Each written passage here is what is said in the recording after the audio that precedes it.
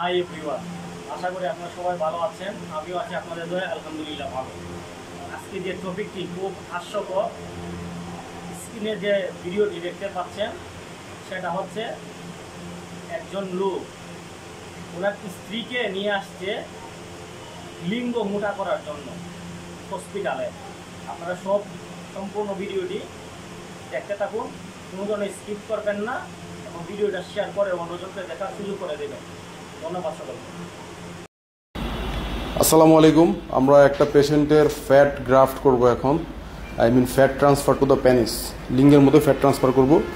তো পেশেন্ট ওনার ওয়াইফ সহই আসছে। আমাদের কাছে অনেক সময় এরকম পেশেন্টরা আসে ওয়াইফ সহ, তারা একে অপরকে সাপোর্ট করে। তো ওনার আসলে তেমন কোনো সমস্যাই নেই, উনি চাইতেছে একটু এটা আরেকটু মোটা করতে, যার জন্য কাজটা করা, ফ্যাট গ্রাফট করা। তো অনেকের প্রশ্ন থাকে যে ফ্যাট গ্রাফট করলে কোনো ক্ষতি আছে কিনা বা এটাতে রিস্ক কেমন থাকে, অনেকেরই অনেক ধরনের কোশ্চেন থাকে। মূলত ফ্যাট গ্রাফটটা আপনার শরীরের নিজস্ব ফ্যাটটাই আপনার প্যানিসে দেওয়া হবে, এজন্য এটার তেমন কোনো সাইড ইফেক্টই নাই। নর্মালি যে কোনো অপারেশনে একটু কয়েকদিন হালকা ব্যথা থাকতে পারে, ফ্যাট গ্রাফটও আপনার 3-4 দিন বা 5 দিন হালকা ব্যথা থাকতে পারে। সেটার জন্য আমরা ব্যথার ওষুধটা লিখে দিব, সেটা খেলে আপনার তেমন কোনো ব্যথা থাকবে না। অনেকের ধারণা এই অপারেশনে কি অনেক বড় কাটাছেঁড়া হয় কিনা, না, এখানে তেমন কোনো কাটাছেঁড়াই নেই। এটা একটা কসমেটিক সার্জারি, লিঙ্গের মধ্যে কোনো ধরনের কাটাছেঁড়া করা হয় না।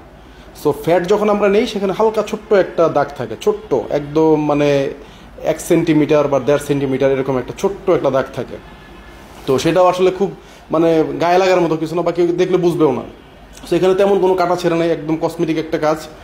এবং এই ফ্যাট গ্রাফটে ন্যানো ফ্যাট আমরা দিই এখানে। মূলত ন্যানো ফ্যাটটা অনেক বছর পর্যন্ত থাকে এবং কারো কারো ক্ষেত্রে সারা জীবনই থাকতে পারে।